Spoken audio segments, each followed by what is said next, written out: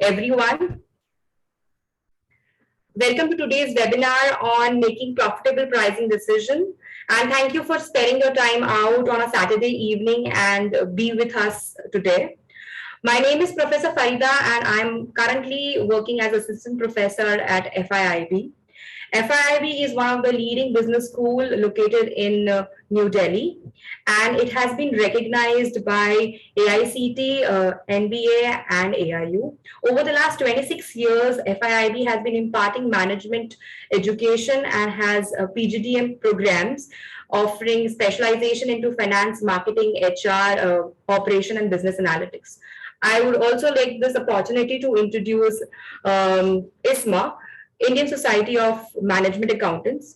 ISMA is a non-profit organization and has been working with a vision to make many management accountants the most reputed and the renowned professions of the world. And the members of ISMA are helping each other to achieve this sustainable and inclusive growth.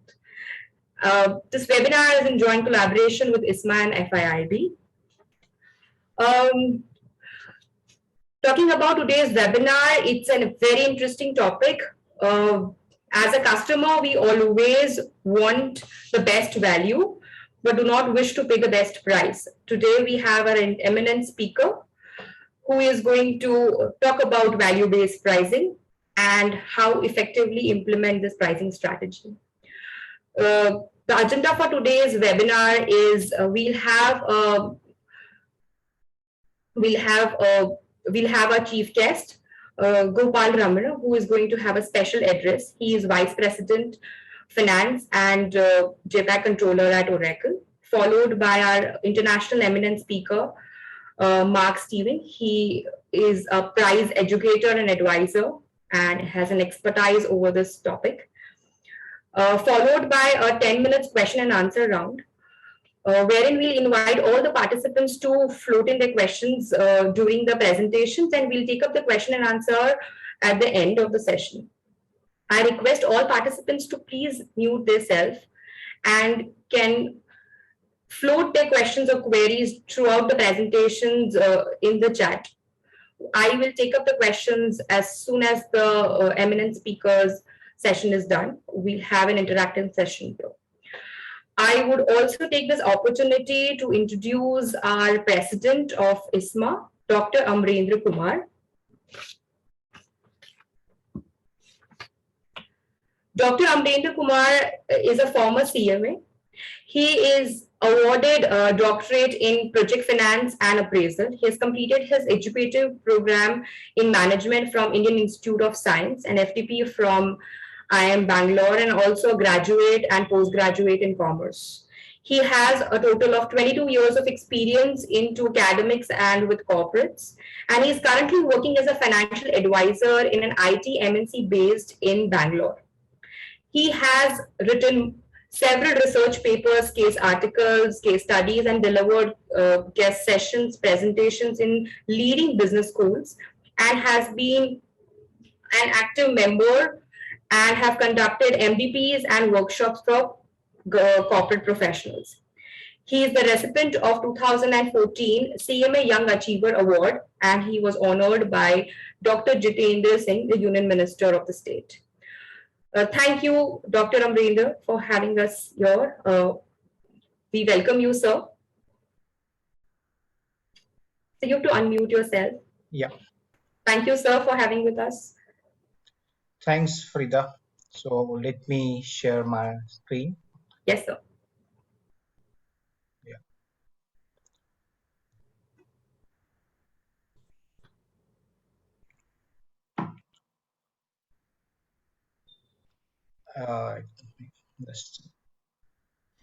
Yeah. So good morning and good evening and good day to all of you. And thanks, Farida, for introducing me. And I also would like to thank each one of you for joining this webinar. Friends, before I take pleasure to welcoming and introducing Honorable Chief Guest and our eminent speaker of this event, please also allow me to introduce to the moderator of today's program. As Farida also introduced me, so my duty also to introduce to the moderator of this program. Professor Farida Rashiwala is in the field of management education since past 6 years.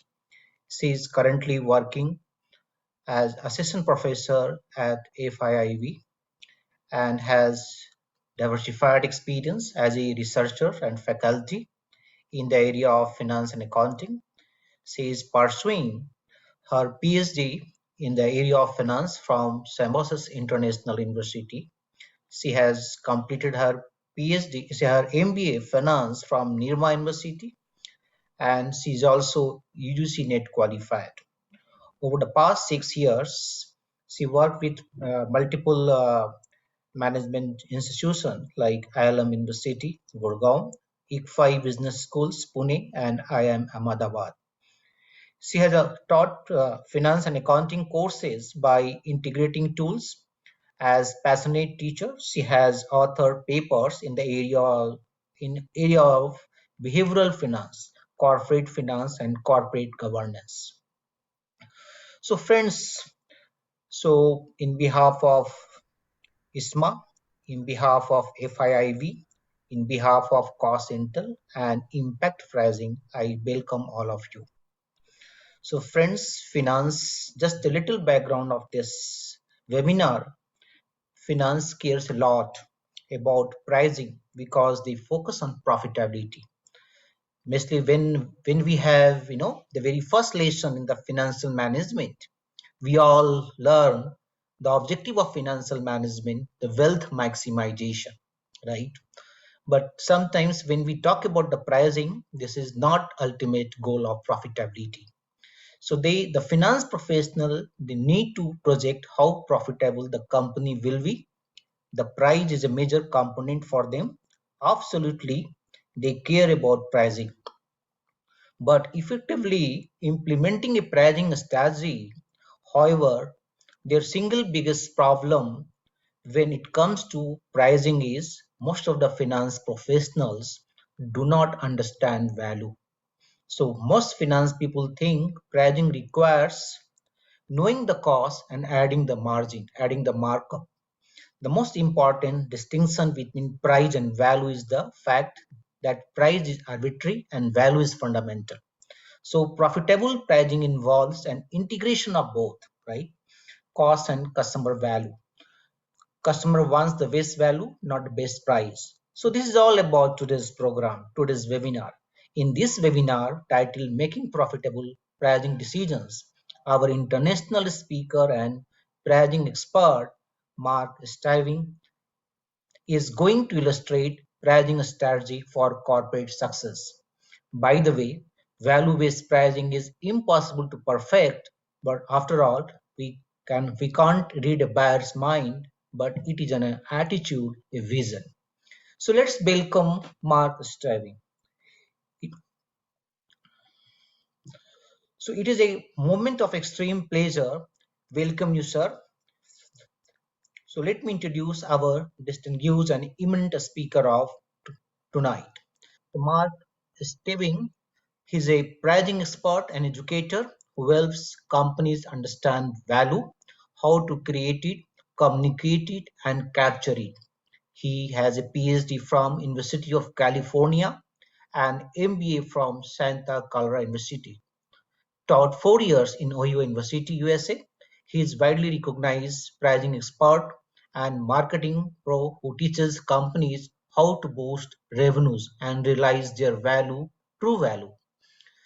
With 25 plus years of experience in price segmentation, pricing product portfolio, and visionary pricing, Mark's analytical skills provide a specific direction and quantifiable results. Pricing has been lifelong passion for Mark. Over 25 years, he has led course and taught businesses through the lens of pricing, a radically different approach from other business experts. Marx also write about pricing. His first book, Impact Pricing, Your Blueprint for Driving Profit, is a highly readable and practical manual. His second book, Think, Keep, Grow, How to Price and packages to accelerate your subscription businesses. It's check full of insights on how running a subscription business is different from a traditional business. See, Mark is an award-winning speaker. Mark speaks at professional conferences for the Professional Pricing Society, International Quality and Productivity Center, American Marketing Association, Consumer Electronic Design and Installation Association, Marketing Science, and other professional settings. And today, Mark is with us, right? So now it is now we welcome to our chief guest. So it is a we feel proud. We feel great proud, in fact, to say that the conference has been witnessed with CMA Gopal Ramanan, Vice President Finance and JPEG Controller of one of the largest IT company, Oracle. We are so honored to have him as the chief guest of this evening. On behalf of everyone present here, I welcome to you, sir, our chief guest, Mr. CMA Gopal Ramanan of this event. Welcome you.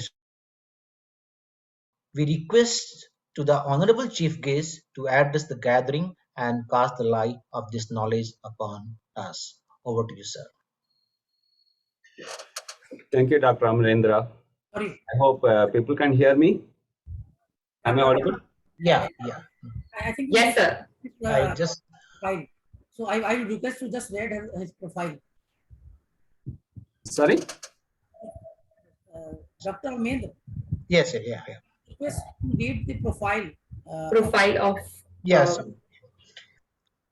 Yeah, in fact, it's my bad, So, in fact, this is the brief profile of our honorable chief guest.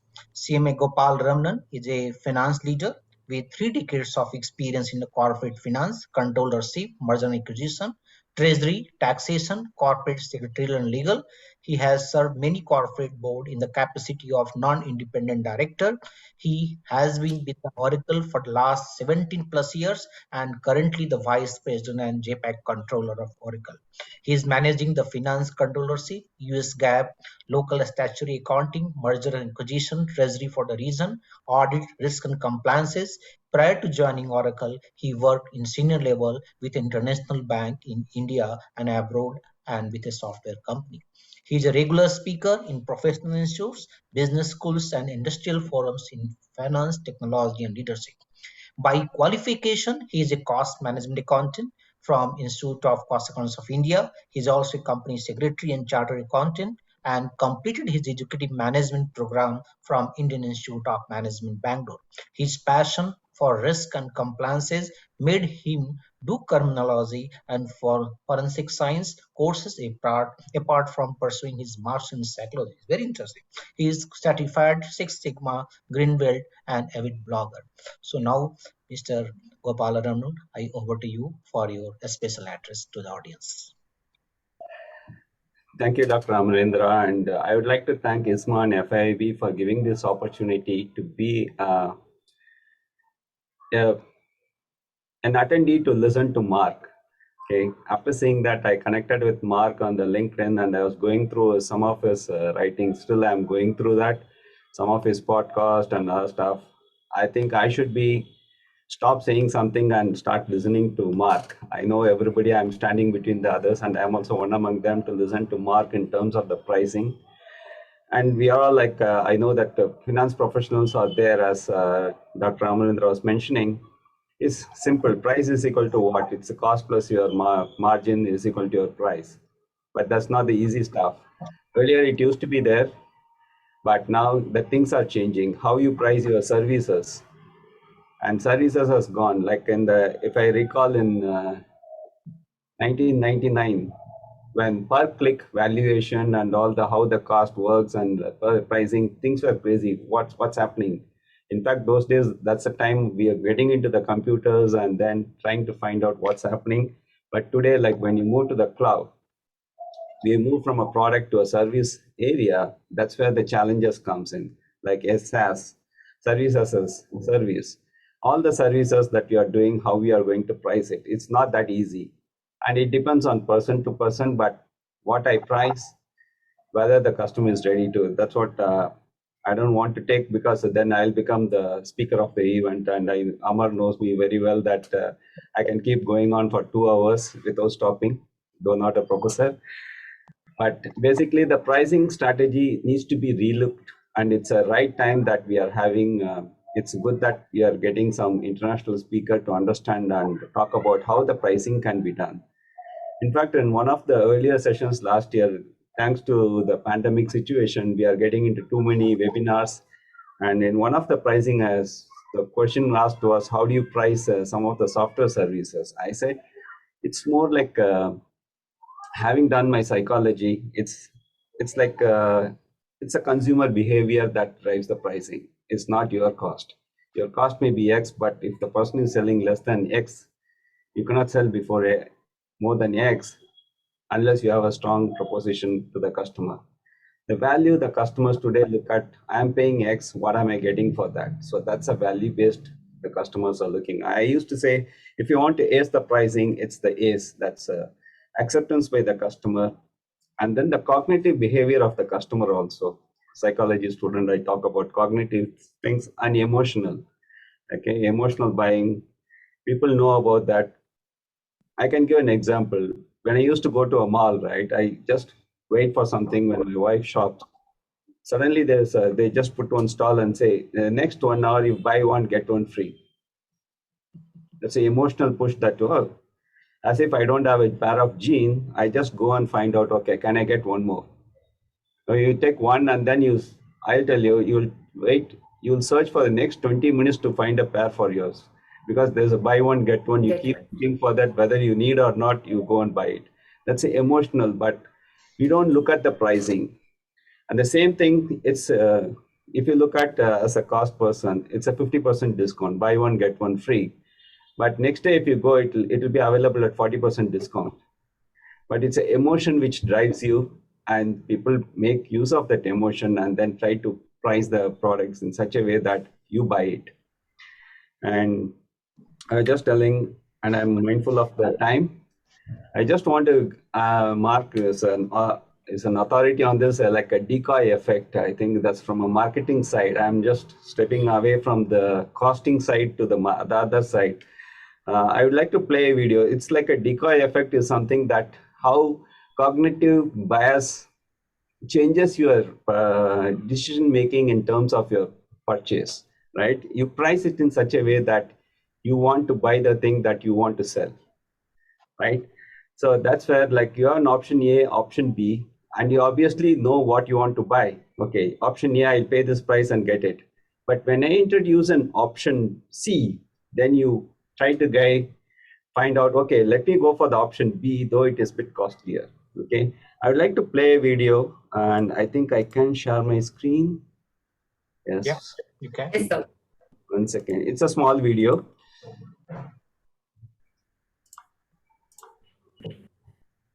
Now you head over to the concession stand to buy some popcorn. You can get a popcorn for $3 or a large for $7.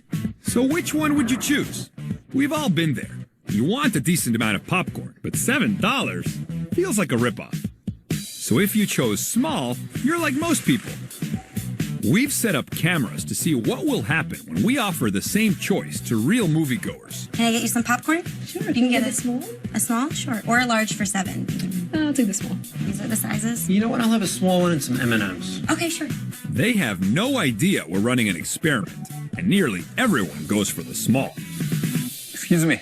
Sorry to bother you, but we're doing a little experiment. Do you think $7 is a lot of money for popcorn? Yeah. The $7 was a little out of line for popcorn. But now, we're going to see if we can influence your decision-making. Here's another decision for you. You can get the small for $3, a medium for $6.50, or you can get the large for $7. So, have you made your choice? Does the large look a bit more appealing now? We've made the same change at the movie theater and stepped back to see what happens. Do you think more people will buy a large? I'll take a medium sliced popcorn, please. Sweetie, it's only 50 cents more for a large. Why don't we get a large? Okay, let's get a large. I think I'll take a large. Sure. Large? Okay. Definitely Have a large? All right. All we did was add a medium, and the large has become irresistible. Just a medium popcorn, please. You can get the large for 50 cents more. Okay, that'll work. Everyone is buying a large. So how do they explain it? The large looks like such a better value than the medium. Such a bargain. A I have for bargain. you. But the deal, you still spent more money in the net total of the night. 50 cents, dude. Yeah, very good. So that's how it's pricing is.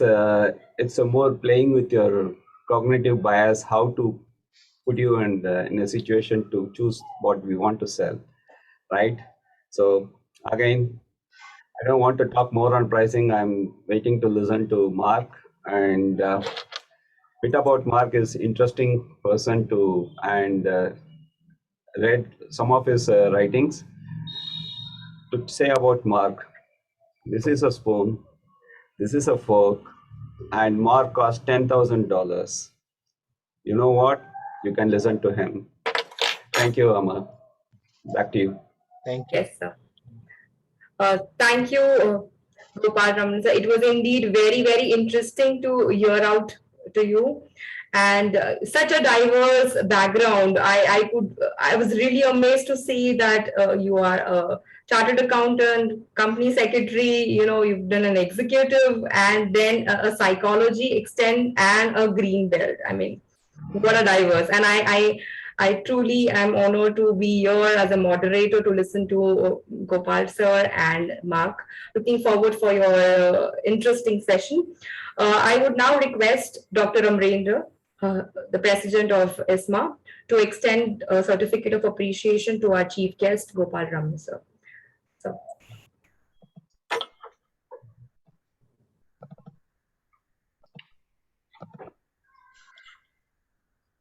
Oh, thank you. thank you, sir. My pleasure, my honor. Thank you. I would now request our eminent speaker, Mr. Mark Stiving, to begin with our webinar, interesting webinar. Our chief guests have already given her a teaser and have really aroused our interest into making profitable pricing decision and what is our value-based pricing. We're looking forward to hear out some insights from you, sir. Over to you, sir. Thank you. Thank you very much, Farida. Gopal, that was a fabulous introduction to what it is that I want to talk about. Absolutely. So that was really, really well done. And it's not, we are not rehearsed, we have not met each other before, and it is not planned one. No. Well, it's obvious that you read some of my content, so that was really good. I remember being a kid of, let's say, 13 years old and going to the grocery store with my mother. And I would see prices that ended in nines, so 69 or 99. And I always wondered, why do companies do that? Right? Do they think we're stupid? We know that 99 is really $1. 21 years later, I found myself in a doctoral program at UC Berkeley, and I had a chance to study scanner panel data. Now, this is the data that grocery stores collect when you use a loyalty card at a grocery store. So we know what you bought, what you didn't buy, how much you paid, what the prices of the competitive alternatives were. We knew the size of the packages. We knew whether there was an end aisle display, an ad in the newspaper. We knew a ton of stuff. And I was able to discern whether this 9-cent thing works or not. And it turns out it does. I spent the next 3 years writing a dissertation on why 99 cents works and how price endings work. Turns out the reason it works is because we are lazy subtractors.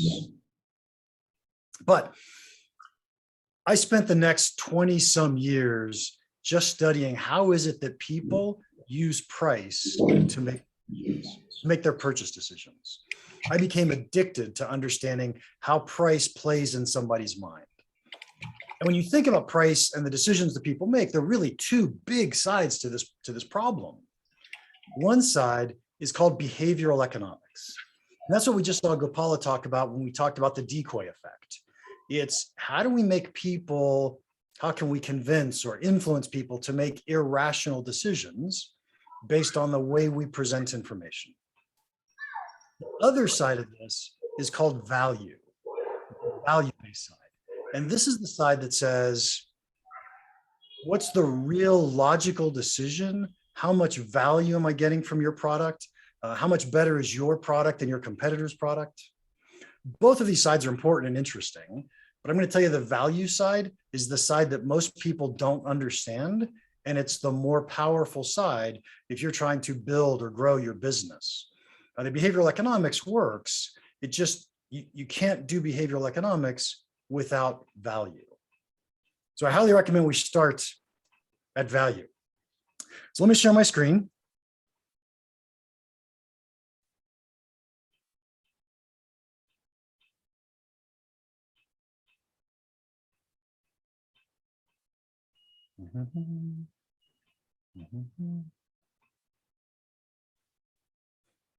So you guys can see my screen at this point in time. How do we make profitable pricing decisions? Yes, sir. We can see the screen.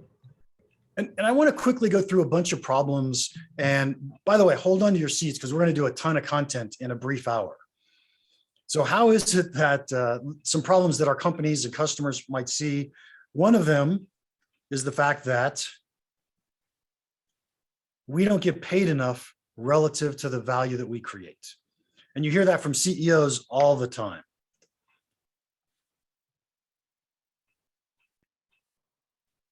How about we build products or features that people don't buy or use?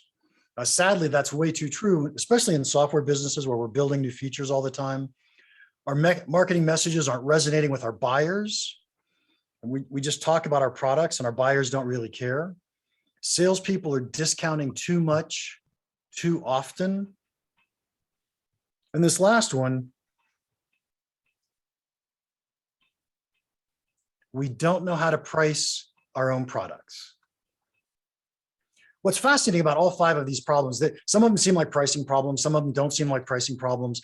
All 5 of these problems have the same root cause, and that's this. We don't understand our own value. We don't understand how customers perceive value. If we understood how customers perceive the value of our products, that would help us do our pricing. It would help us with our marketing. It would help us with our product development. The real issue we have is we don't know what value means to our customers. First impactful insight for you today, pricing is the thing you do that captures value. As a company, your company spends 95%, 99% of its effort, its energy, creating value for your marketplace. You are defining products, designing products, building products, marketing products, selling, communicating the value of the products to customers. All of these things are us trying to build up value for our buyers. And pricing is the one thing that we can do that captures whatever value we've been able to create. So we'll start with the single most profitable pricing decision that you can make. Any company can make this, and that is to adopt value-based pricing. Value-based pricing is a really simple concept. It means charge what your customers are willing to pay. It's almost impossible to do perfectly because after all, you can't read your customer's mind. If I handed you a product and say, what's your willingness to pay? You probably don't even know the answer to that question. And yet, when we think about value-based pricing, what we're really doing is as a company, we're putting processes, we're putting attitudes and goals in place that say, how do we get closer and closer to truly capturing what our customers are willing to pay? We'll never be perfect, we get it, but we can always get closer. We can always be better. So it's important to know value is not based on cost. And so all of my cost accountants in the room, I am sorry, right? Value is not based on cost. Turns out that one of my favorite stories, 1989, I was a salesperson selling automatic test equipment to the semiconductor industry. And I remember hearing the story on the radio. It changed the way I thought about pricing forever. Intel created the very first dual core microprocessor. This is called the 486DX. It was expensive. AMD created a pin-compatible version of that same microprocessor. And they were taking business away from Intel because the single core version was much less expensive than the dual core version. Intel decided they had to compete with this. They created a single core version of their microprocessor. It was called the 486SX. They charged a much lower price for it so they could take some of that price sensitive market away from AMD. Now, this story just makes sense. There's nothing shocking about it until you learn how Intel makes a 486DX, SX. What they do is first they built a DX, and then they took an extra manufacturing step to disable the microprocessor, the coprocessor. It actually cost them more to build an SX than it did to build a DX. But they did it because this is how their buyers are measuring value, not based on what it costs them to make the product, but values based on how much value are we delivering to our marketplace? How much value are our customers actually receiving? And so let's drive this point home for just a second. We'll play this hypothetically. We've got a product that has a cost of $20. And for the sake of argument, let's make it retail so it's just easy to think about, oh, I paid $20 to buy something, and then we're going to sell it. And our marketplace says to us, hey, I'd be willing to pay you $100 for it. What price do you think we should charge for our product? Well, I'm thinking a good answer would be $100. Because my customer's willing to pay me $100, why wouldn't I charge $100? If I charge more than $100, they're not going to buy from me. If I charge less than $100, I'm leaving money on the table. So it just makes sense. I'm going to charge $100. Well, what happens though if my costs are really $50 and my buyer's willingness to pay is still $100? I think we should still charge $100. What if my costs are $75 and my buyer's willing to pay $100? I'm still going with $100. Here's the tricky one. What if my costs are $150 and my buyer's only willing to pay $100? I'm thinking we don't get into this business. We don't sell this product because the price we're going to set has nothing to do with what it cost us, almost nothing, but willingness to pay is what's driving pricing. Now, I'm not saying costs don't matter, because obviously costs do matter. If our costs are too high and we can't capture all those costs back, then let's get out of that business. But costs aren't what's driving our customers' willingness to pay. Costs aren't driving our profit maximizing price. Now, it turns out that, let's break this down into variable costs and fixed costs. And you guys probably know this way, way better than I do, but go with me on this. In the world of variable costs, there's two types of businesses or markets that we'll talk about. One type of business is a negotiated deal. So if you've got a salesperson who's out negotiating prices with individual customers, that's a negotiated deal. And I will tell you that your costs don't matter at all to the prices that you set. And the reason is you expect your salesperson to go out and negotiate the best possible price they can get. And then they bring that price back in and they say, here's the price that we can get from this customer. And now we get to decide, do I want to sell to that customer or not? If that price is below my cost, I say, no, I'm not going to sell. If my price is above my cost plus some margin that I might say, this is my margin floor, then I'd say yes. But the point is, the cost didn't drive the price setting. It drove us making a decision. An easy example of that is a house. My mother-in-law 50 years ago bought a house for $25,000 in San Jose, California. 10 years ago, she sold it for $600,000. Did the cost have anything at all to do with the price that she sold that house for?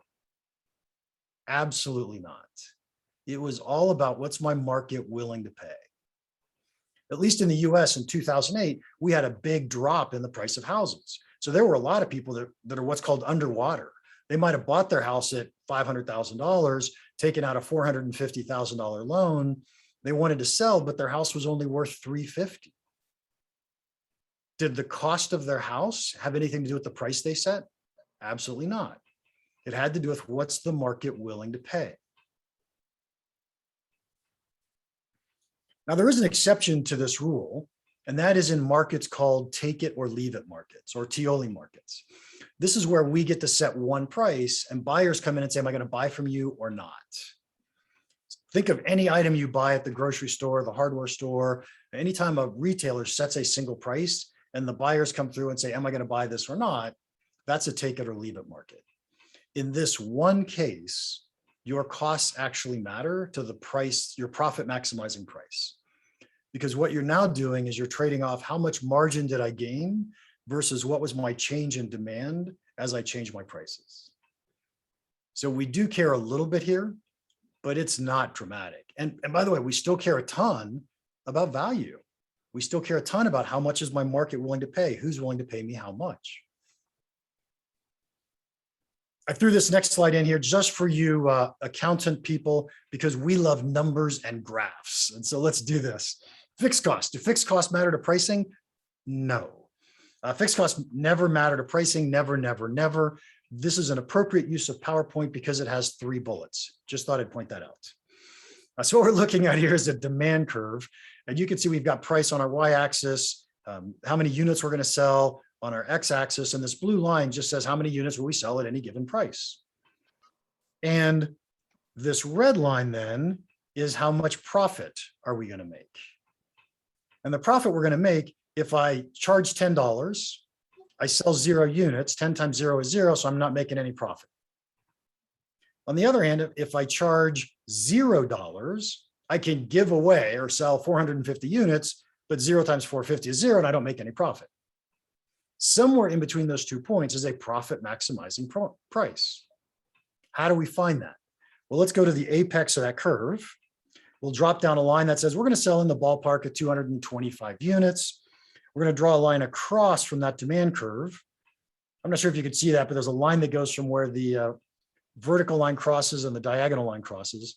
And then it goes horizontal out to about 550. It says, look, we charge about $5.50. We sell about 225 units. We make about 1,000 in profit. Makes sense. Notice what I haven't mentioned. I haven't mentioned fixed costs. How does this picture change if we add fixed costs?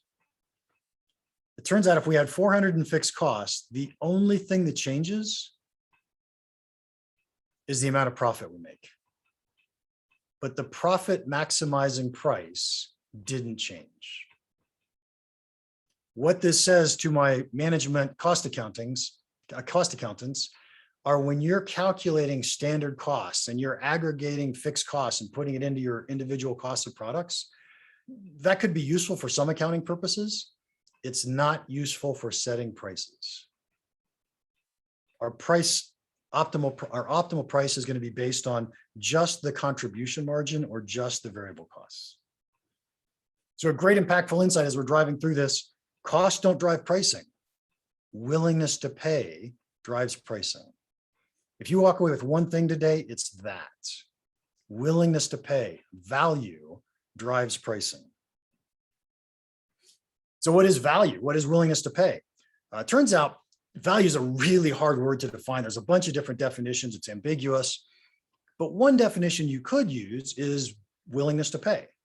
For example, if I'm willing to pay you $20 for something, that means I value it at $20. If I'm not willing to pay you $21, I don't value it at $21. So we'll just use that as a definition for now of what is value. Value is what my customer is willing to pay. Well, it turns out the value that my customer is willing to pay is dependent upon what decision they happen to be making. They're either making a will I decision or they're making a which one decision. In the will I decision, this is, will I buy something in this product category? Should I buy something today or not? Right? Am I shopping to buy a new refrigerator today or not? And most of the time, after people have said, yes, I need a new refrigerator, then they go on and say, okay, which one should I buy? And they might shop different brands and different retailers, but they're looking to figure out which refrigerator makes the most sense for them and their decision. This concept is a really, really important concept. The key reason is sometimes buyers only make will I decisions. When buyers only make a will I decision, a competitive alternative was not considered. So go back to the video we saw from Gopala, and that was the popcorn at the movie theater. right? What a great example. You choose to go to a movie theater, and then after you're in the door, you say, am I going to take out a mortgage for popcorn today or not? But it's really expensive. And why is it really expensive? Because there's no competitive alternative.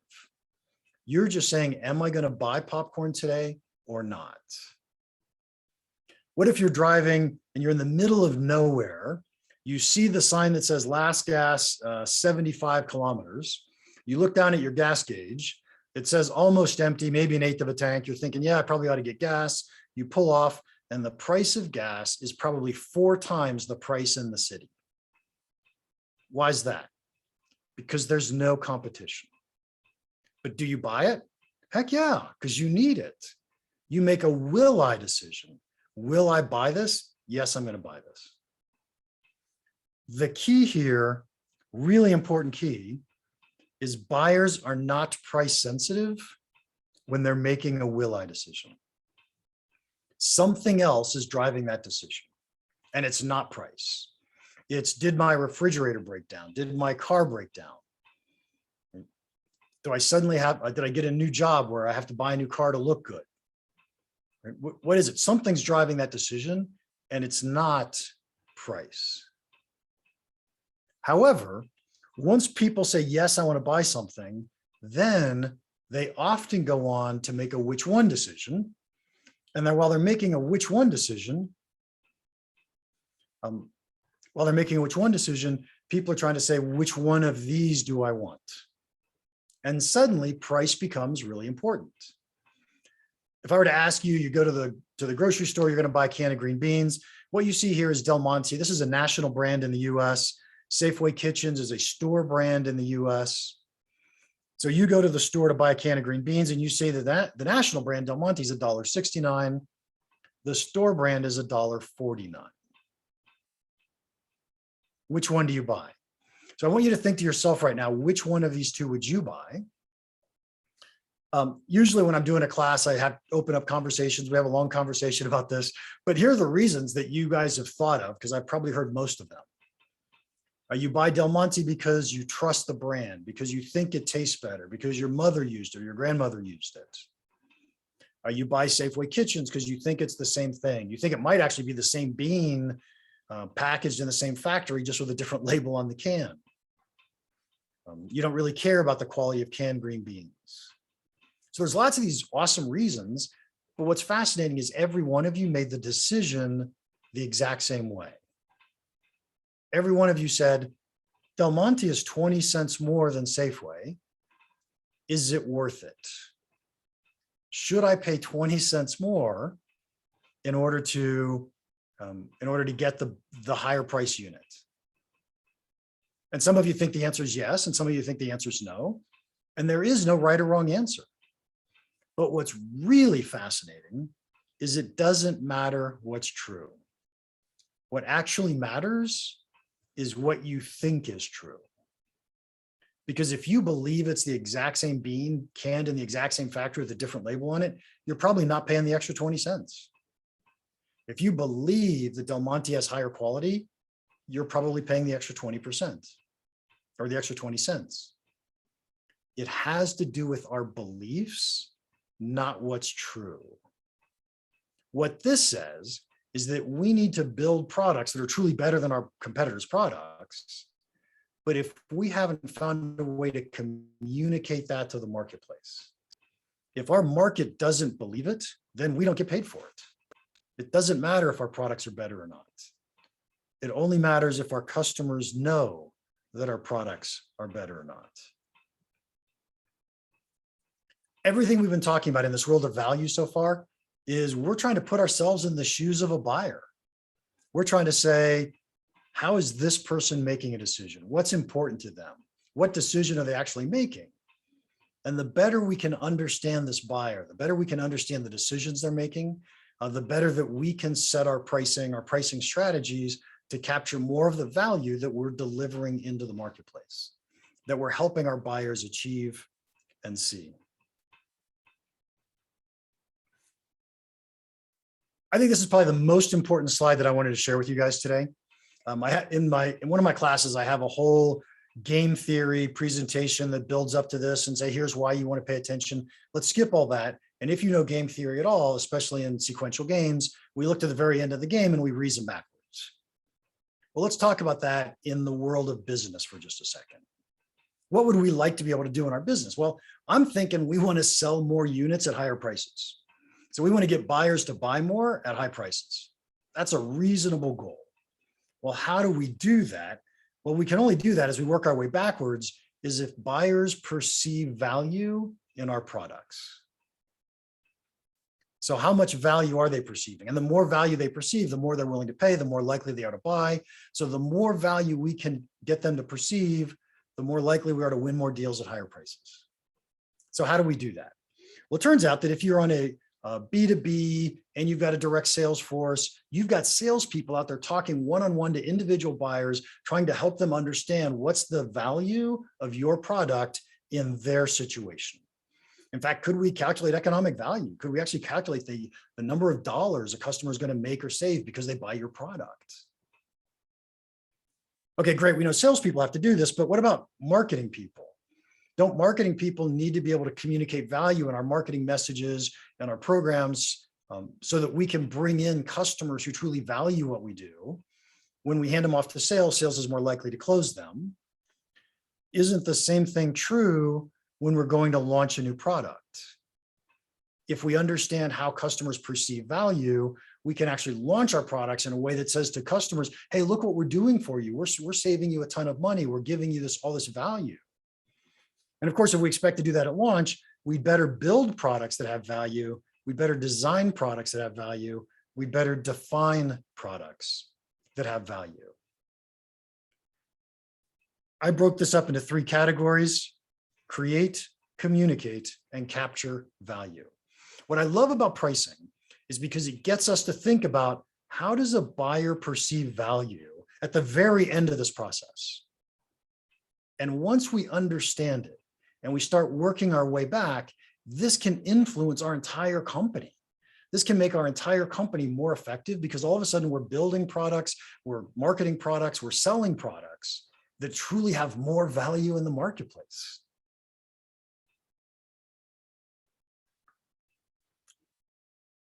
Forrester gives us this fantastic quote: 62% of vendor salespeople are knowledgeable about their company and their products. Okay, I believe that. Our salespeople know our products, our company. Only 22% understand buyers' business issues and where they can help. Let's assume you believe this is true for a second. Your salespeople are the closest people to your buyers you have in your company. And if they don't understand what value means to your customers, how do you expect your marketing people to know that? How do you expect your product management people to know that? This is a concept that's just so important and valuable to us. But we make tons of mistakes because we don't understand value. As we think through some of those mistakes we make, we build features that people barely use. We build complex products. We build complex price lists because we want to throw everything on it and hope people like it. We build for markets, not for market segments. In the world of marketing, we talk about our products, we talk about our features. One of my favorite lines: nobody cares about your product. Well, okay, experts might care about your product, but how many people are truly experts? Very few. Nobody cares about your product. People care about what problems you solve for them, what results they can expect to get when they buy and use your product. And in the world of marketing, we talk to markets, not to segments. Finally, in the world of selling, our salespeople are out demoing our products. They're showing feature by feature.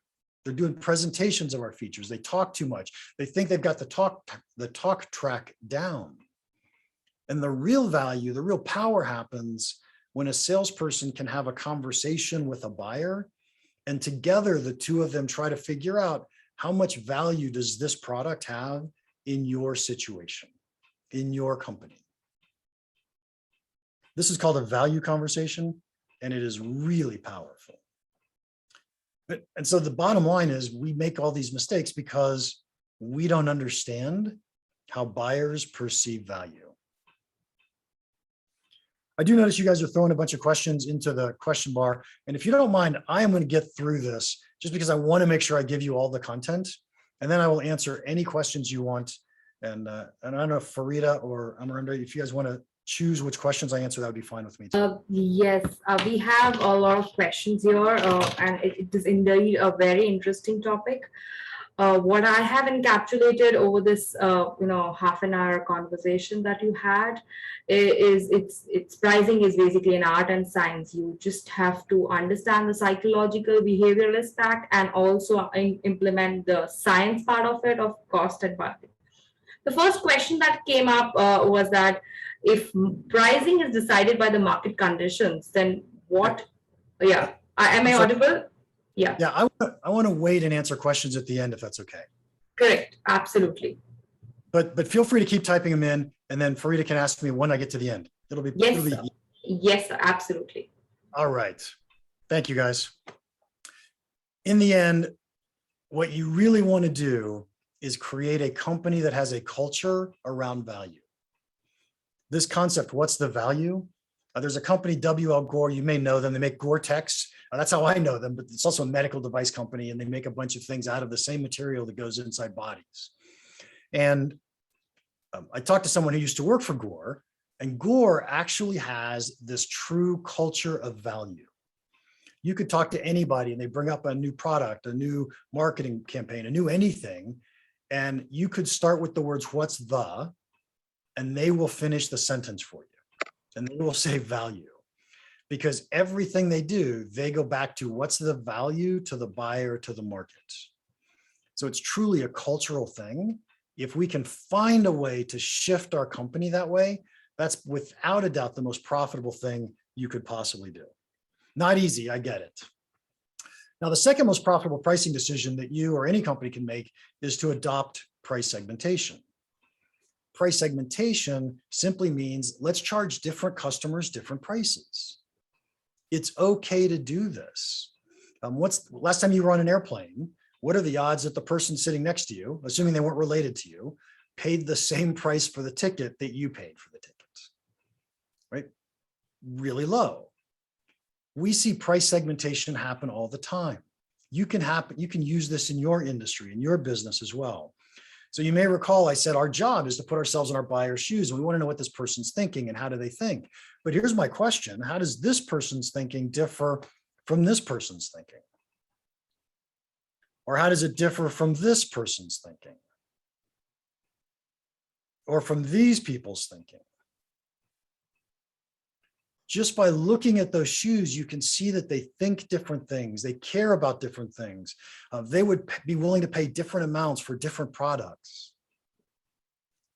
Our job should be creating price segments, market segments, so that we understand who's willing to pay how much and find ways to charge customers who are willing to pay us more to actually pay us more. So what we're looking at is doing something like this. Mark, I'll take a minute here, and if you can share your screen again, because we're unable to see your screen. Oh, you missed all those beautiful pictures I had? It says I'm sharing, but I'm going to stop sharing. Yeah, if you could just reshare that again, because I realized that you were showing us something, but you're explaining us beautifully. Wait, back. Yes. I got to go back. Absolutely, yeah. Okay, here we go. Yes. Yes. Yeah, we just missed up the shoes part. Yes. Yeah. So I said the most profitable, second most profitable decision you can make is a. And then I said, this person, we're trying to put ourselves in his shoes. But what about his shoes? What about her shoes? What about their shoes? And you can easily see just by looking at the shoes, every one of these people think differently. They probably have different willingnesses to pay. This is what we're striving for. How do we get people who are willing to pay us more to pay us more? So there are three key techniques that I'm going to share with you today. One technique is by customer characteristics. It turns out that we can simply look at a customer and say, oh, I got it, because they're like this, they're willing to pay more. If we go to our movie theater example that we were talking about earlier today, You notice how you and I pay full price to get into the movies. Seniors get in for a slight discount. Kids often get in for a much lower discount. They simply say, tell me the characteristic of the customer, and I can set up a price for them. Similarly, in the world of B2B, we often charge different regions different prices. So I know when I was in semiconductors, we would always charge Asia lower prices than we charged US or Europe. And that was because they were more price sensitive. They would negotiate harder. And so what can we learn about our customers that tell us how much that customer is willing to pay? Similarly, we could do,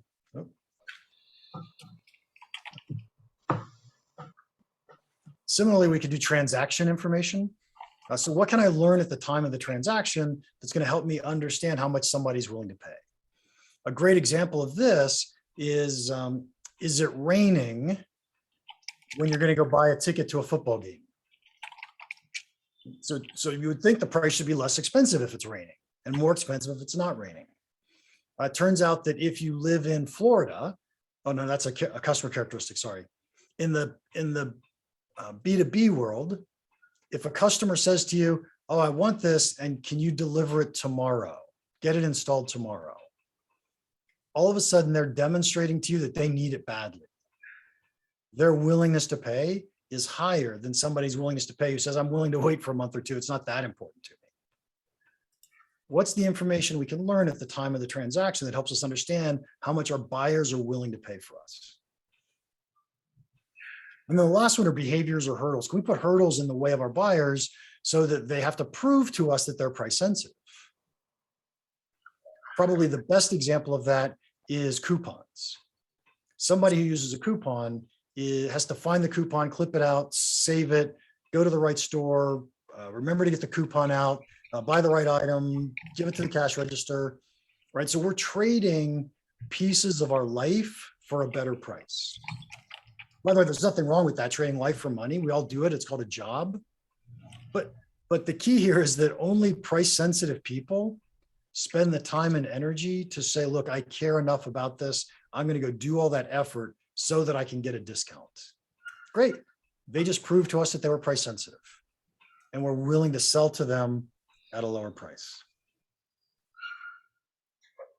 So a great impactful insight, charge different prices to different customers based on their willingness to pay. It is absolutely okay to do this.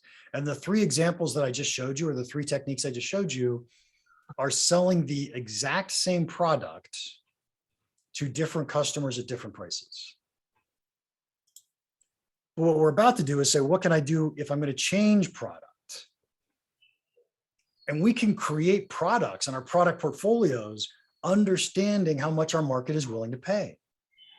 So products for markets, this was a company out of Australia that I got to help. It's called Lockbox. They built a product that did secure data storage and transmission. And so they had three different market segments that they had identified: lawyers, bankers, and accountants. If they looked at the willingness to pay, lawyers had the mid-level willingness to pay, bankers had the highest, accountants had the lowest willingness to pay. And then we go through and we look and we say, well, the only ones who cared about customizable homepage was bankers, because they wanted to look like they weren't outsourcing their own security. The only ones who cared about remote storage is lawyers. Let me tell you, remote storage means we're going to store the data in a country other than the sender and the receiver. In other words, it can't be subpoenaed.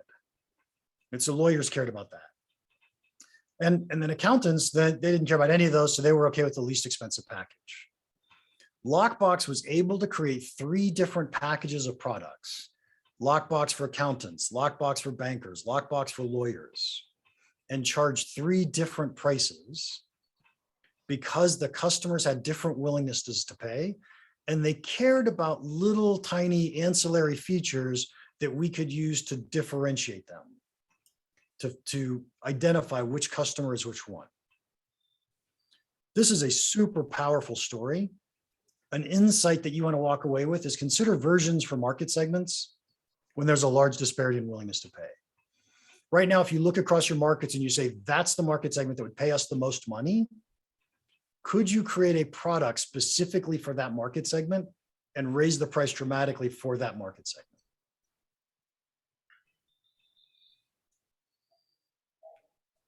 We're talking about portfolios and how do we build the right portfolios. Here's another behavioral economics one, but this one is really powerful. And I think every company should be thinking about it. And that is, how do we create good, better, best products? A good, better, best portfolio. And we create good, better, best because people buy the one in the middle, right? If you've bought an iPhone or a Samsung Android phone and you had 3 choices, odds are really good you bought the one in the middle. And the reason you bought the one in the middle is you didn't want to make a mistake. The way these decisions are usually made is, if you're an expert, you buy exactly what you need. Most people aren't experts. If you're scraping to get into the product category, so the phone is a really big part of your budget, you buy good. If the phone's a tiny piece of your budget, you don't worry about it, you don't want to make a mistake, you buy best. Everybody else buys the one in the middle. And we buy the one in the middle because we're afraid of making a mistake. We're afraid if we buy the best, we wasted our money. We're afraid if we buy the good, it's not going to be good enough. So we buy the one in the middle. We have the ability to influence buyers based on how we package and present our products. And then the last thing on product portfolio I want to touch on is compliments. Once you bring somebody into your platform, once you get somebody buying from you, what else do we have that we could sell to them? Oftentimes they're making will-I decisions when they're just buying from us because it's an add-on to our product, or it's a product they can only get from us and it goes with our current stuff. McDonald's is a great example here. You'll notice the double cheeseburger is $1. If you look down, you'll see a cheeseburger is $1.09. Seems insane that they would do this, but it turns out a cheeseburger, if you're someone who normally buys a cheeseburger, you walk into McDonald's and you say, may I have a cheeseburger? You don't look at the board and say, I wonder if a double cheeseburger is less expensive. But if you're driving by McDonald's and you see the sign that says double cheeseburger for $1, and you say, yeah, that sounds good, you pull in. McDonald's, by the way, loses money when they sell you that double cheeseburger for $1. But when you spend $1.69 on a soda, that only costs them 15 cents. They sell you double cheeseburgers so that they can sell you sodas and fries. Do you have sodas and fries in your product portfolio?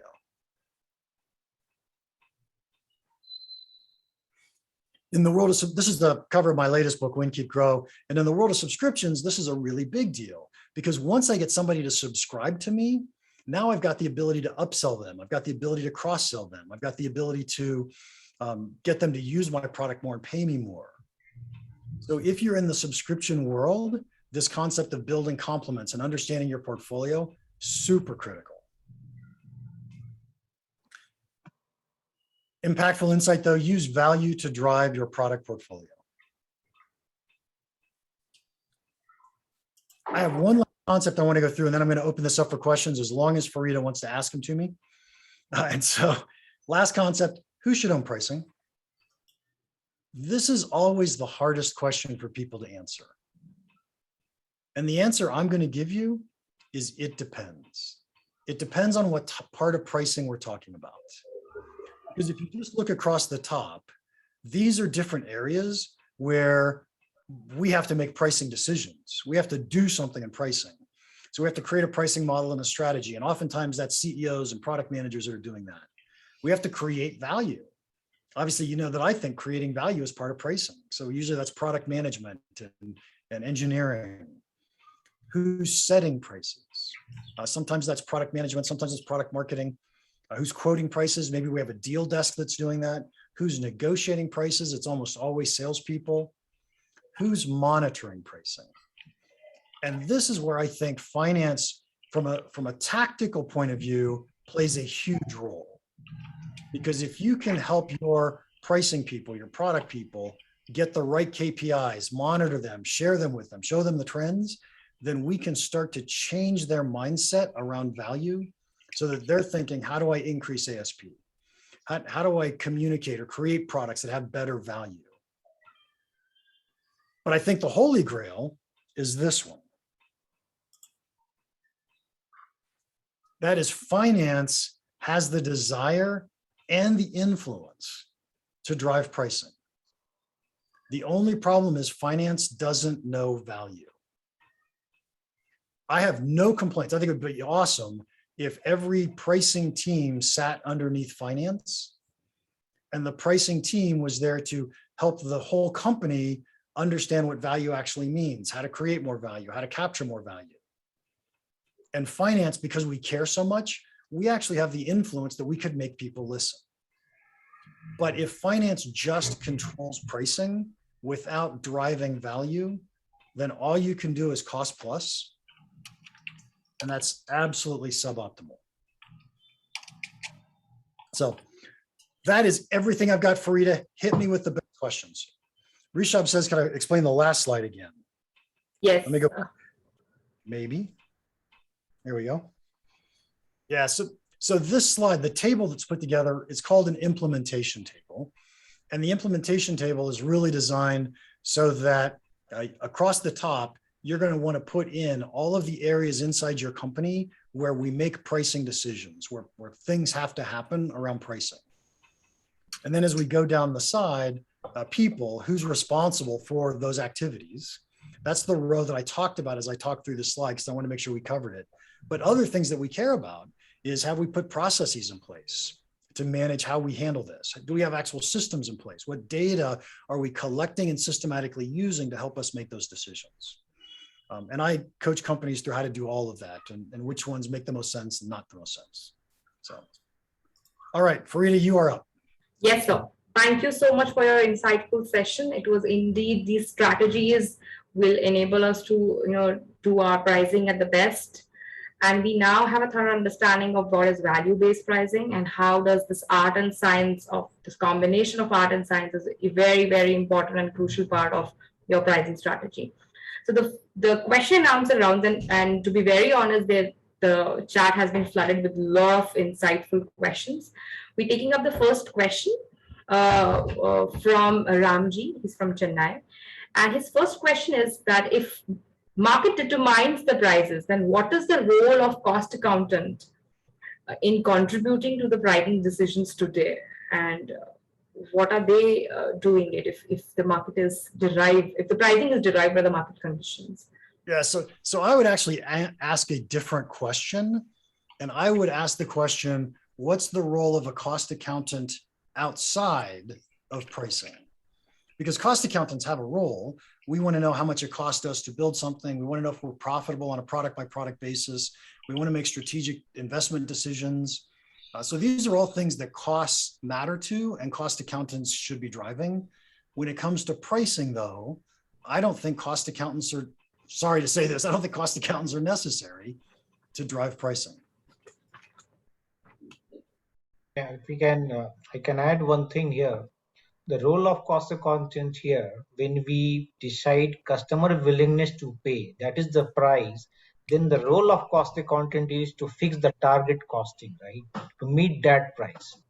All right.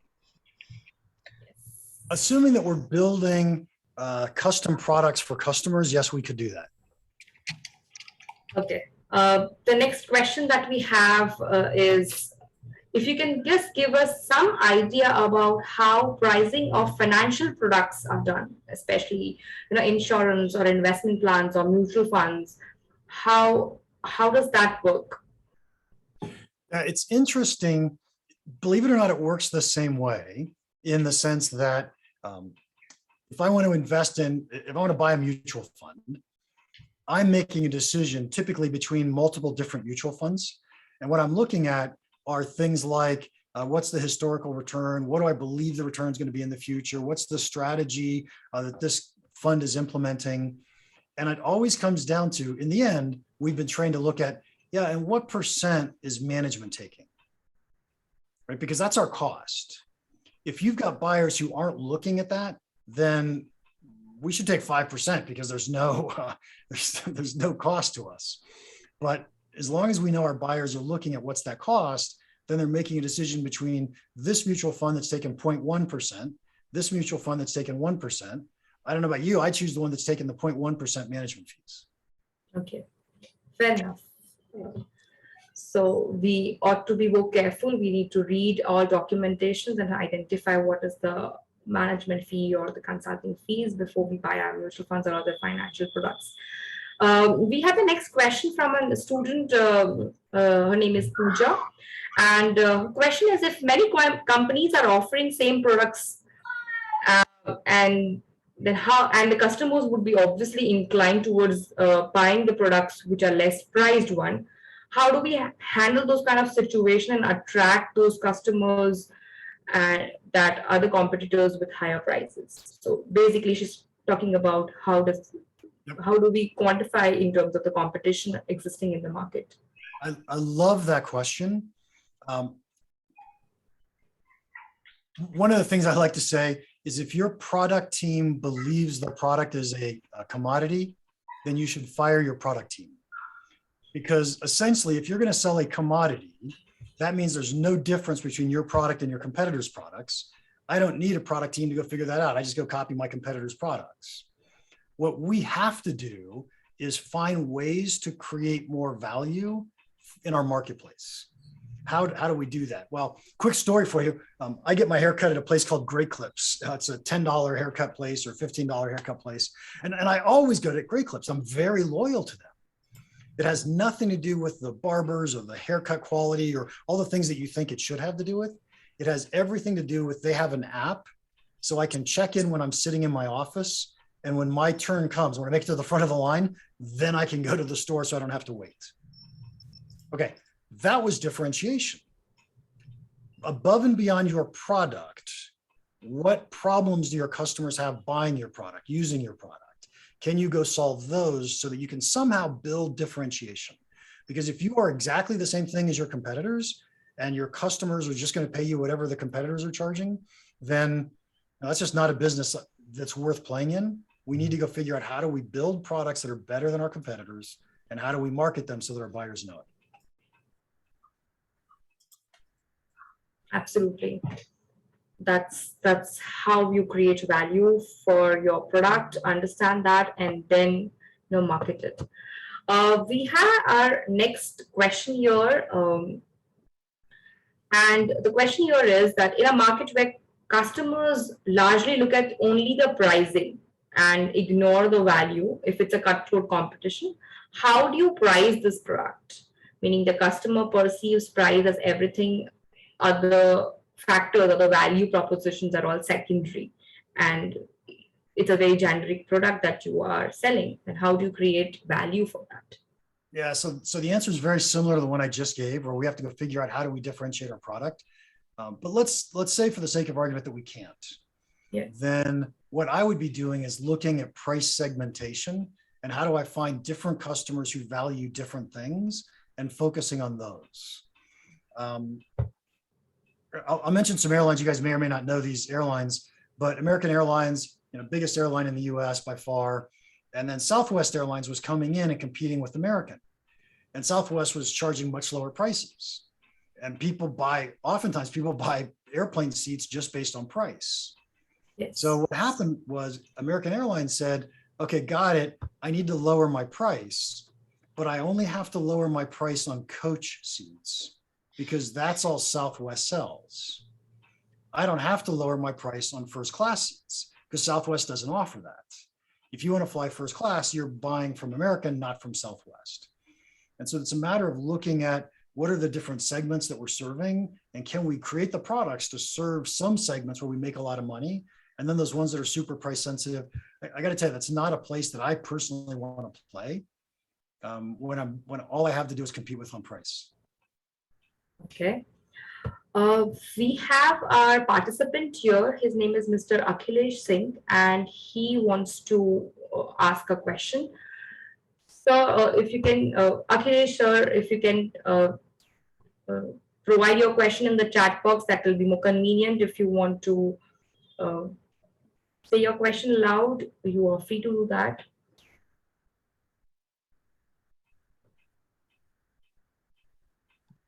Yes. If you can please Mute. He's on mute. Yeah.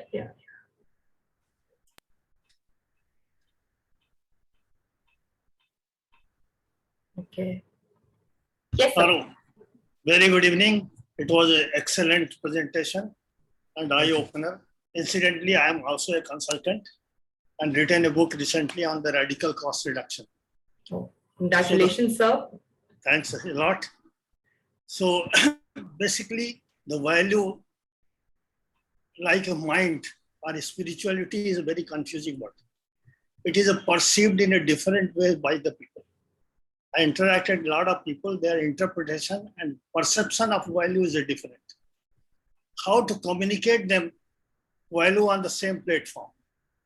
This is the biggest problem what we face in the market, because we interact with a lot of professionals. The perception of value is, and now the value proposition is the key differentiator for any product. But understanding of this value proposition and the concept of value is very poor in the industry. Yeah. So this is actually a fabulous question, really hard. I'm going to answer it two different ways. The first way is, let's pretend that you are interacting with your potential customers one at a time. In that case, we have the opportunity to find out what value means to each individual buyer. We don't show up as a salesperson and just start spewing our product pitch and telling them about our product. Instead, what we do is we say, what problems are you trying to get solved? What results are you hoping to achieve? And we're walking them through the value of our solution, because we don't know how much value we're going to deliver to them, and they don't know how much value our product is going to give to them. So together we can go figure that out. Now let's step back and say, let's say that you're talking about your web page and you've got to put something on your web page and hundreds or thousands of people are going to go take a look at that. Now we're in the marketing realm. If we do enough of those value conversations I just talked about, we're going to find that as a general rule, our product solves these 3 or 5 problems in our buyers' minds. This is what really goes through their minds all the time. And typical results they might expect to achieve are these results. What we need to do on our web page is talk about the problems that we solve and the results that our buyers should expect to get, or some buyers have gotten in the past.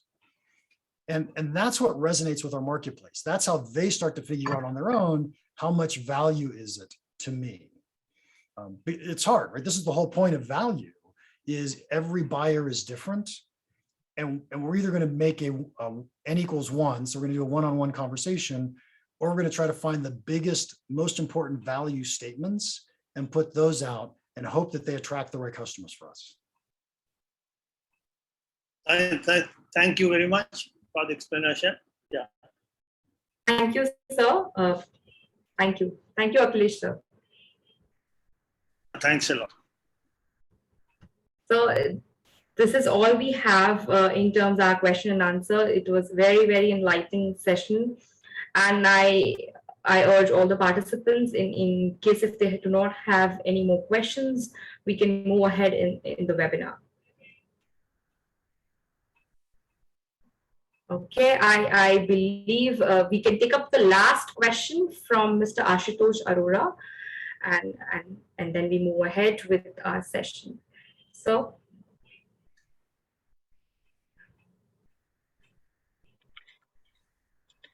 You unmute yourself. yes, sir. Okay, yeah, I think I'm audible now.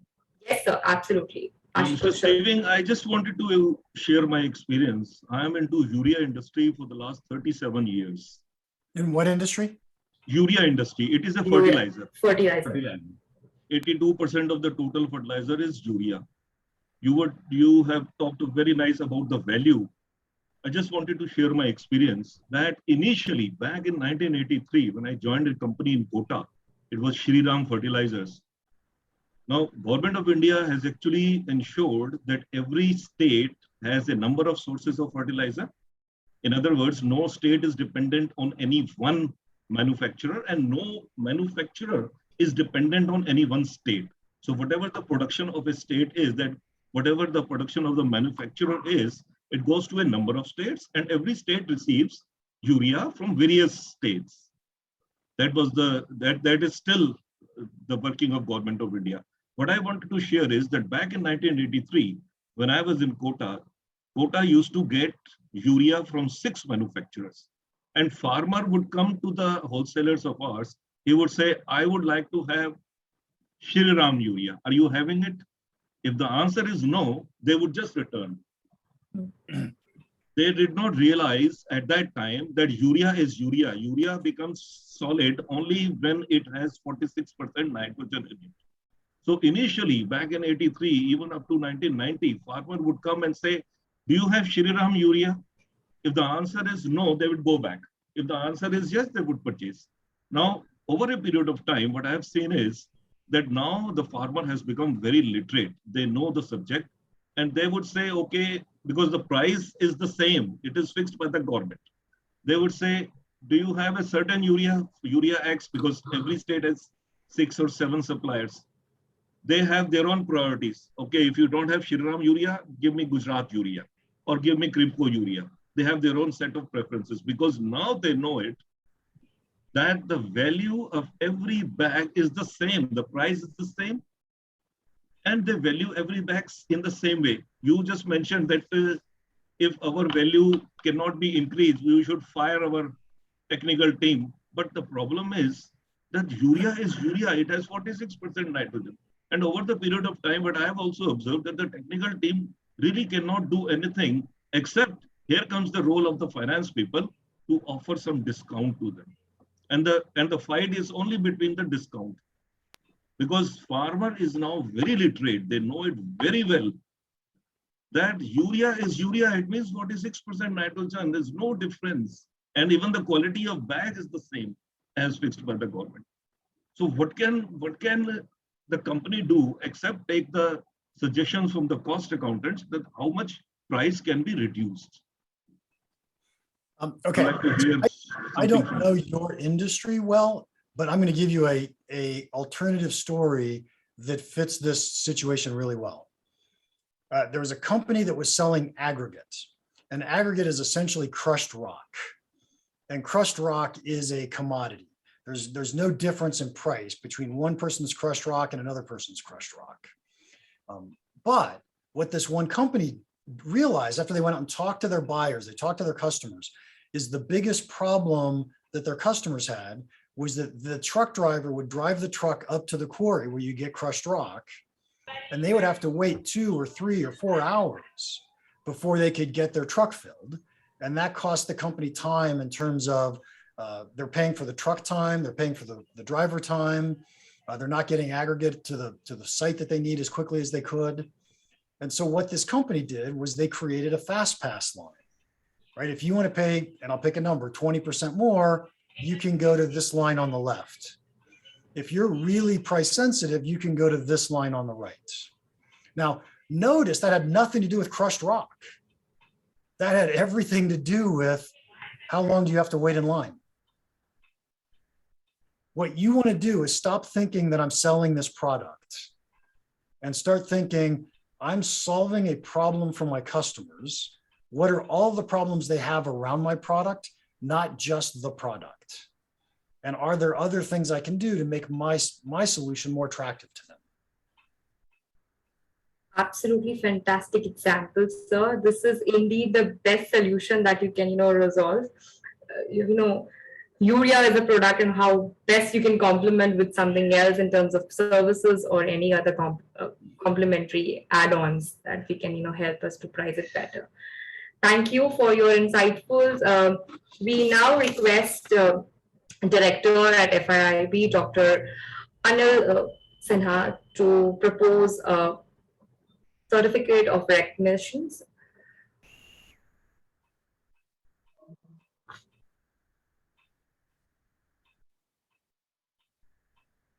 So, Dr. Sinha, request you to please propose a certificate of appreciation for our eminent speaker, Mr. Mark Stiving, for his insights on making profitable pricing decision. Wonderful, Mark. This is my opportunity and my pleasure to offer you the certificate of recognition. And I request you to accept it. Thank you very much, with honor. Right. Sure. Okay. Right. If you can share your screen and propose this certificate on screen. Okay. You're not able to see it? I was seeing it. Okay. Yes. Now we can see that. Yes. Okay. We move ahead, and I would now request our former president, CMA, Mr. Pankaj Jain, to provide a concluding remark for the webinar session. And before I invite former president, Mr. Pankaj Jain, I would like to briefly introduce him. Mr. Pankaj Jain is a founder and former president of ISMA. He is an accomplished CMA, chartered accountant, CS, certified corporate director, and an alumnus of IIM Calcutta. He has over 30 years of diverse experience across various industries and have worked at top corporate level positions like VP, CFO, CEO, director, and has been playing an instrumental role in raising funds for these projects. Currently, he is engaged as a chief mentor to Jain Venture Consulting Private Limited and have dedicated consulting verticals for startups, SMEs, real estate, and cost management consulting. He is a philanthropist and has played an active role in social economic initiatives in capabilities of a mentor, advisor, and a guide to many startups with an objective of helping them to achieve sustainability and scalability in their business. We welcome you, sir, and it is indeed a pleasure to be having you here. And I request you to please provide the concluding remark for the webinar. Thank you, sir. Thank you, Farida. Yes, sir. President ISMA, Dr. Arvind Kumar, our chief guest of the day, Gopala Ramanan, eminent speaker of the day, Mark Stiving, Director FIB, Dr. Anil Sinha, dignitaries present in the program, and ladies and gentlemen. I have esteemed pleasure to be amongst you, and I'm sure that everyone present here has been immensely benefit from the insight shared by Gopala Ramanan and Mark Stiving. So from my side, I just can share few words that what is pricing strategy and how important and how we can carry this thought in the corporate world. So making pricing decision is always tough, and even more so when sales are slipping. It is tempting to cut prices, hoping to generate higher sales volume. But sometimes cutting prices just produces lower margins on a low volume. Value has to be a primary driver, as Mark Stiving has rightly pointed out, in setting a pricing strategy. This can then deliver both higher profits and improve customer satisfaction. Research shows that business efforts to increase prices at optimum level result in higher profitability than those to reduce costs. The key components to right pricing may be knowing four key factors. Know your value. First is know your value. Pricing is clearly a key profit driver. However, most companies get it wrong. They base prices on cost or on competitor benchmarks. Of course, both of these should influence the pricing decision, but they should never be top of the list. By contrast, cost-based and competition-based pricings are likely to be detrimental to company profitability. So what to do we mean by value? It is the willingness of the customer to pay and is the sum of the combined benefits that accrue to the customer as a result of purchasing a given offering. Second is know your customer. Try to understand your customer's need. Are you small business customers under profit pressure? What changes are occurring in their industry? How can you adjust their products or services to add value for them, value that they might be willing to pay for? What are their alternatives if you raise prices?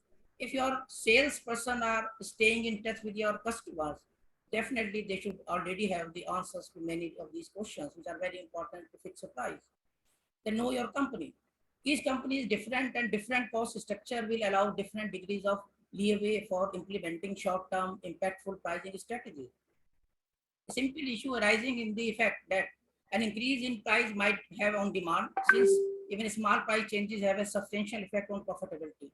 However, we need a structured approach to understand how price and volume affect profit. A structured way to calculate this is CVP, cost volume profit analysis. It shows us to calculate the required volume increase to compensate for price reduction and the maximum affordable volume loss associated with price increases if the overall goal is to maintain profits. And third is know your competition. Fourth is, know your competition. Competitiveness is also is an important aspect to take into account when deciding what strategy to implement.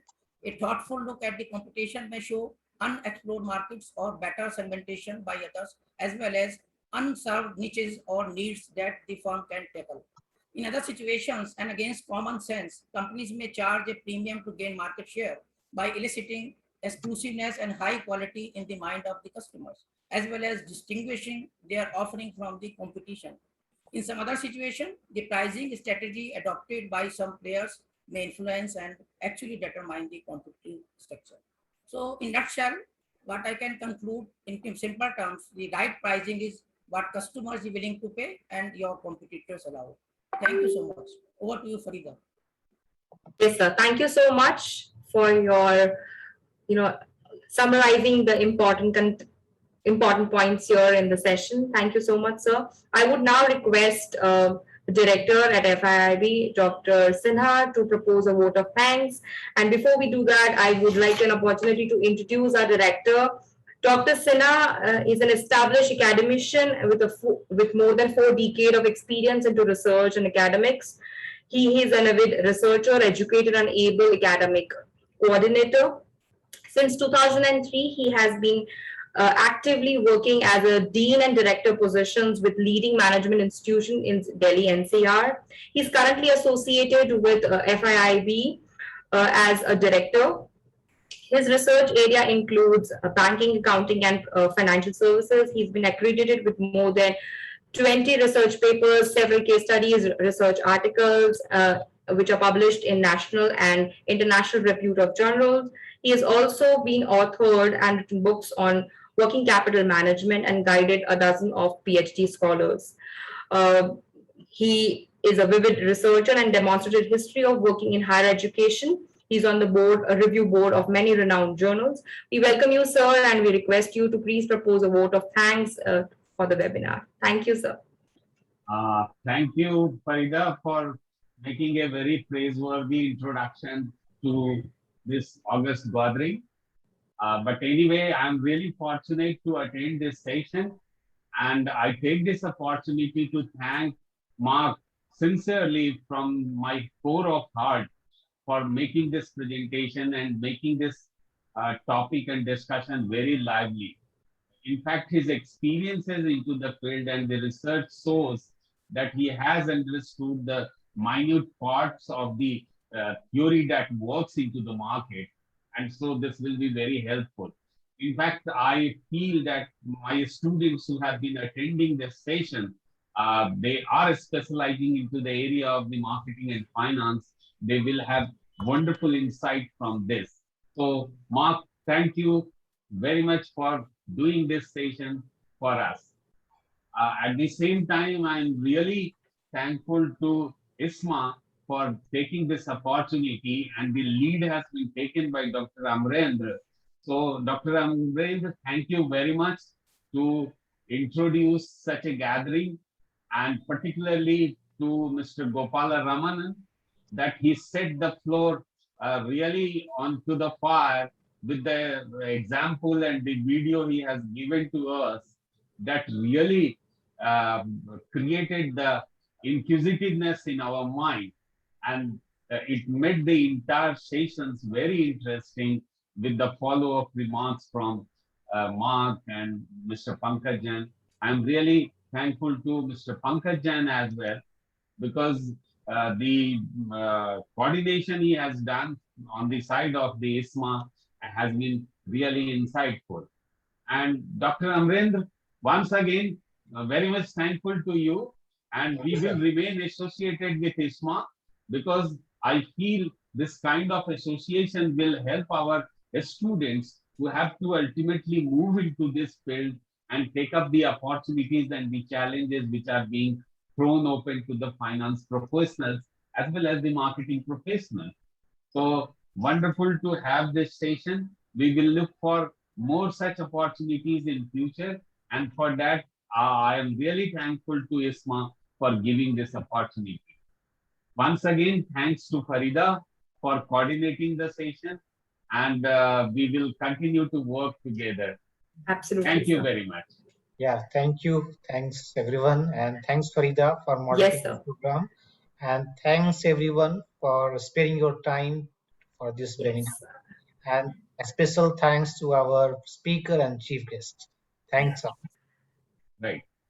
So that's the closure for this session. Oh, wishing you a very, very happy Raksha Bandhan ahead. Mark, wishing you a very good day. Thank you, and we are signing off. And thank you for being here and spending time with you. Thank you. Thanks.